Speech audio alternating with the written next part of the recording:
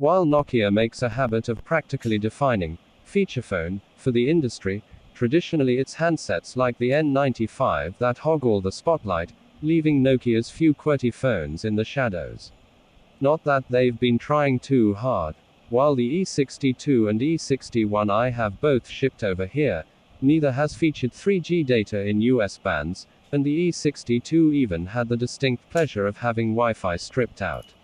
Enter E71, the successor to those phones, and Nokia's very first QWERTY device to feature US-friendly 3G. Nokia is also, finally, taking form factor much more seriously. At 10mm thick, the E71 is one of the slimmest Nokia phones to date, and Nokia claims it's the thinnest QWERTY smartphone on the market. The E71 also attacks the drab, plastic looks of its predecessors with chrome accents and a glossy screen. The phone is incredibly pocketable, and comfortable to hold and use. Of course, with the smaller size Nokia had to cut down on screen real estate and keyboard spacing, but at a QVGA resolution there's little suffering on that front. The keyboard had a much more rigid, clicky feel to it compared to the spongy keys of the E62, and we were virtually typo-free on it within minutes. With all this concentration on the exterior, Nokia hasn't forgotten the feature overload of old. The E71 includes a GPS, Wi-Fi, a 3.2 megapixel camera, A2DP Bluetooth, 110 megabytes of built-in memory and a micro SD slot. There's also plenty of software to take advantage of all that tech, thanks to the quite mature S60 platform. It's running 3rd edition Feature Pack 1, which lacks the screen transition fanciness of FP2, but seems much more stable and usable to us than its fresh-faced successor. Being a business-centric device, the E71 comes with a full complement of Office, email and PIM software, including a feature to switch on the fully between business and personal accounts, complete with separate mailboxes and home screens. We'll confess to being spoiled by the iPhone's touch interface. While there is more customizability and more power at your fingertips with the standard D-pad controlled S60, there certainly seem to be an abundance of button presses to accomplish even simple tasks, though we never feel lost or confused by the OS.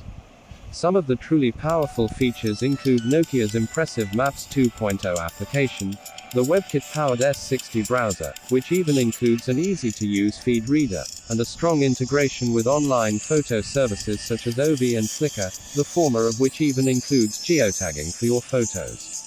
Nokia's own music store doesn't yet support the United States, but while the media playback interface pales in comparison to today's more music-centric phones, playback support is certainly there, including true YouTube and Flash support. The screen isn't particularly stunning, only 2.36 inches diagonal, QVGA and none too bright, but it certainly gets the job done and leaves room for all the QWERTY. Battery life is basically a non-issue, with 20 days of standby, and 10.5 hours of GSM talk, though the 4.5 hours of 3G talk might pose an issue. We didn't really put the processor to the test, but load times for just about everything were quite zippy, especially compared to the E62's consistent sluggishness in loading up simple things like recent calls and the address book.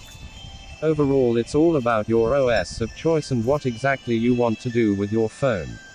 If music and video playback are key, the E71's screen and interface are going to pose a challenge, and if typing is paramount you might need a slightly larger QWERTY keyboard, though our typing speed after about a day was roughly equivalent to our iPhone speed after about a year of use. As for accomplishing what it sets out to do, the E71 manages it all with style, providing a plethora of features in a speedy, beautiful and minuscule device.